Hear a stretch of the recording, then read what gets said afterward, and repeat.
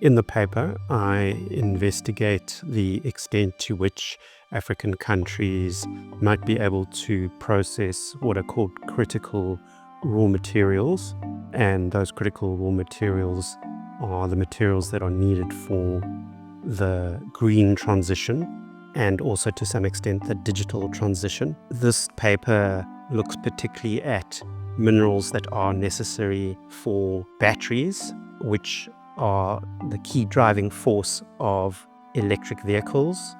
And the pace of growth of electric vehicles has been quite rapid and is expected to overtake internal combustion engine vehicles. So they're extremely important for, in fact, one can't have an electric vehicle without batteries. But they are also important because they provide stationary storage. So that ranges from storage that is needed to complement sources of energy like wind or solar, because we all know that the wind doesn't blow all the time, the sun doesn't shine all the time. And so there's a issue of what is called intermittency with renewable energy solutions. So batteries are becoming increasingly important as a source of storage of energy, and that is for large-scale utility renewable energy projects, but also smaller scale, ranging from businesses to making sure that cell phone masts across the continent have a constant supply of electricity. So a wide range. Battery production is going to become more and more important for a range of reasons. Critical minerals, and battery minerals in particular, are very important for African countries because, broadly speaking, they hold about 30% of the world's deposits of these critical minerals.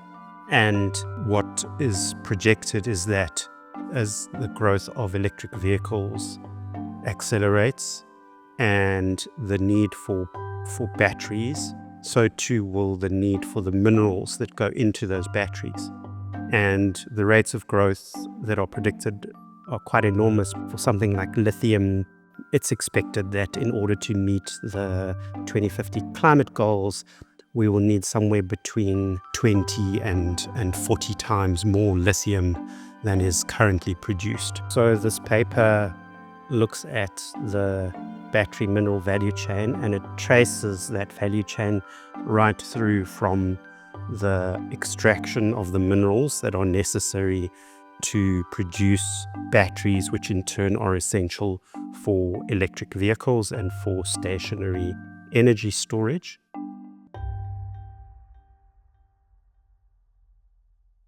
So it starts with the mining and extraction of those minerals. Those minerals are then processed through quite a sophisticated process, which turns them into what are called precursor minerals, which is very high quality versions of those minerals.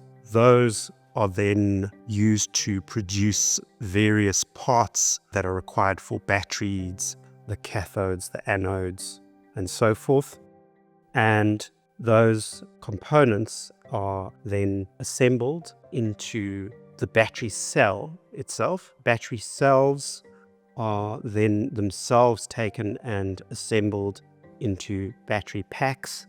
And it's those battery packs that go into either electric vehicles or into stationary storage applications.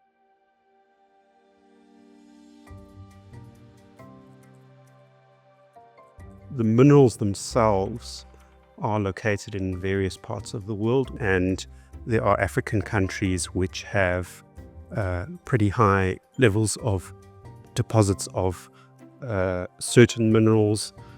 So for instance, the Democratic Republic of Congo is by far the largest producer of cobalt. South Africa, followed by Zimbabwe, has the largest deposits and is the largest producer of platinum group metals, which may become important down the line if fuel cells become more significant sources of energy storage.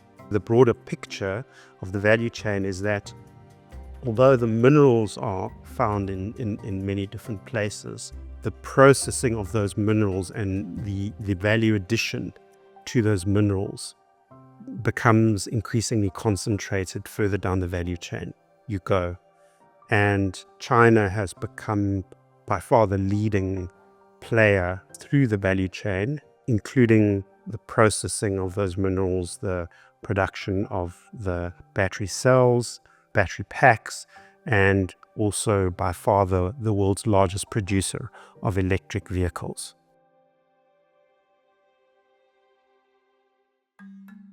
The paper focuses specifically on how African countries can potentially unlock the value addition and greater involvement in battery mineral value chains through a variety of policy instruments, recognizing that it is not a simple task, or it requires quite significant investment, significant acquisition of industrial capabilities and intelligent policy design in order to unlock those opportunities.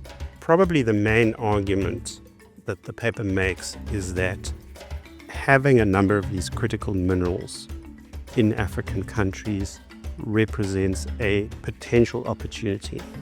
However, that opportunity will not be automatically realized. So it is absolutely essential that African countries, that their policymakers really develop well-founded policies in order to unlock that economic opportunity that potentially exists. There were perhaps a couple of areas that I came to with preconceived ideas and had my ideas changed in the process of researching the paper.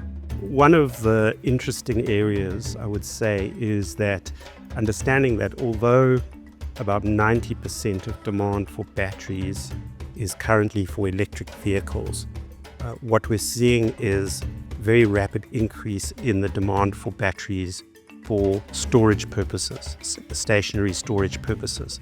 And that is quite significant. The requirements, the technological and industrial requirements for doing so are slightly less demanding than for electric vehicles. And so that could be an area that certain African countries could exploit.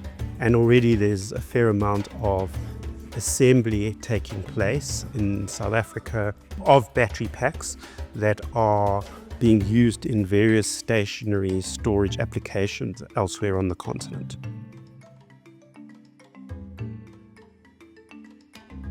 So if there's one message that I think policymakers could take away from this paper, it's that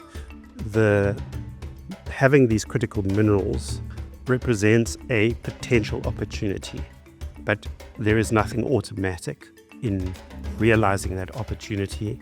And in order to realize the opportunity, it is really important to design and implement policies that in various ways encourage value addition from these critical minerals and to these critical minerals. I think where the paper can be quite valuable to various stakeholders, including policymakers on the continent, including people who are engaged with policy through international organizations, is that the paper sets out a number of options and if you like, a menu of policy measures that countries can take. It doesn't restrict the range of measures that countries can take to a binary set of choices, which for instance could be complete free flow, uninhibited exports of these critical minerals without adding value